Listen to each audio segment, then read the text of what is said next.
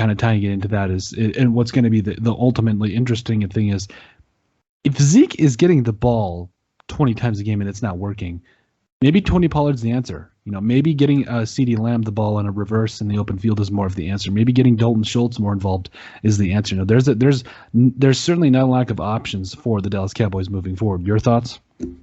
Yeah, absolutely. I think Kellen Moore has a real opportunity to show. I mean, creativity is frowned upon, obviously, in professional football. More so, creativity in coaching and coordinating, it seems to be a college football thing. Yeah. Experimentation and really playing the cards you're dealt. I think there's a lot. There's a tendency in the NFL to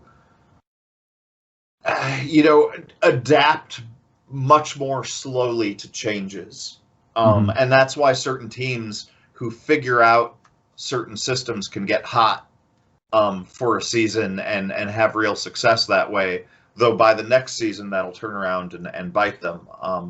I think we talked about in the post Super Bowl episode. I think there's going to be blood in the water for the Chiefs because the Tampa Bay Buccaneers illustrated into the Super Bowl to the entire rest of the league. This is how you beat this team. This is a better team than us on paper, and we've given you a clinic on how to beat them going forward.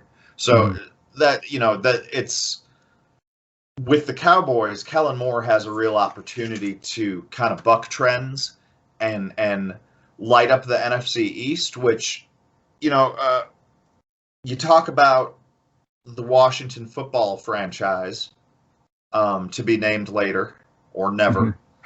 And, they had a top 3 defense last year.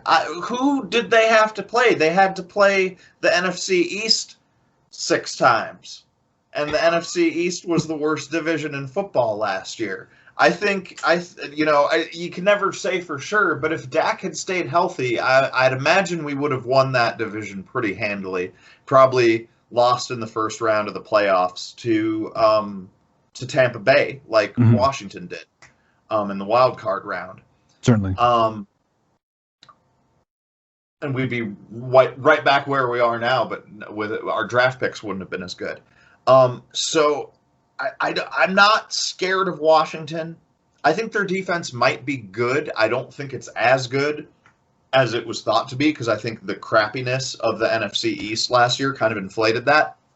And for being kind of the class of the NFL, every 6 to 8 years, that happens where suddenly we turn into the 2003. Well, I guess it wasn't around in 2003. We turn into the AFC South of yesteryear, where it's 3 awful teams and then the Colts, like it used to be back in the day. By the way, if you do an AFC South episode, I'll throw on my Duval County hat, and I want to talk some Jaguars football because they're absolutely not just Jags football, because the AFC South is going to be the most fascinating division in all of the NFL next year.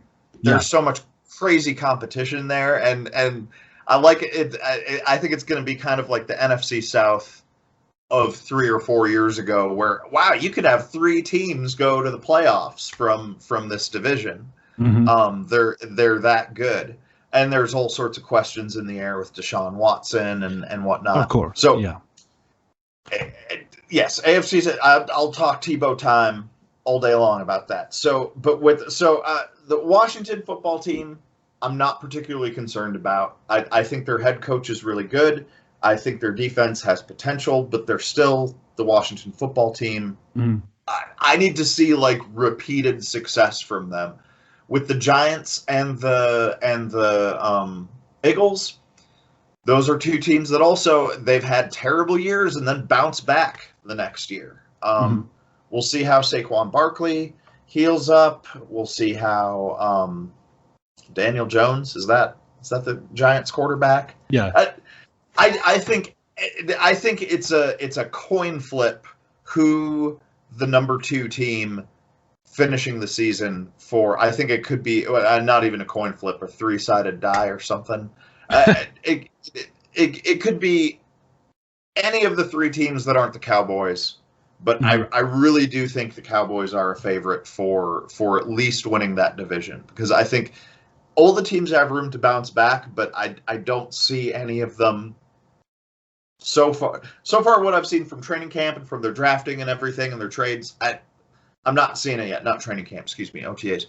Now, with the Cowboys, we talked about the offensive coaching, but you mentioned their game where they came back against the Atlanta Falcons, which reminded a lot of people of the time the Atlanta Falcons led the Patriots in the Super Bowl 28-3 with 2 minutes and 12 seconds in the third quarter. That's rough. And then their defense proceeded to blow that game and lose the only overtime Super Bowl in history and hand the Patriots their 6th title.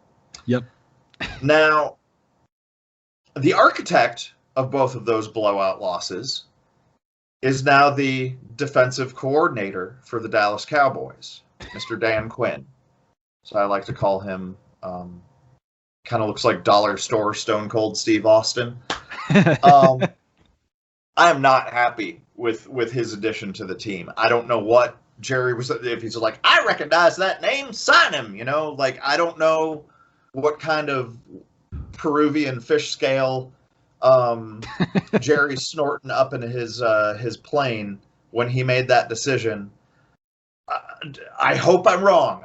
Just like with McCarthy, because I also thought McCarthy, whom I frequently, when he was coach of Green Bay, I called him the stupidest coach in the NFL, which is saying a lot, because Dan Quinn was also a coach in the NFL at the time. And I hope I'm wrong. I hope he turns out to be some sort of defensive genius who can take this young defense that we've got and shape them into something that can run the NFC East. And I won't just be happy with a good playoff run. I won't just be happy with winning the divisional. I won't be just happy with winning or going to the NFC Championship and losing to the Bucks or something like that.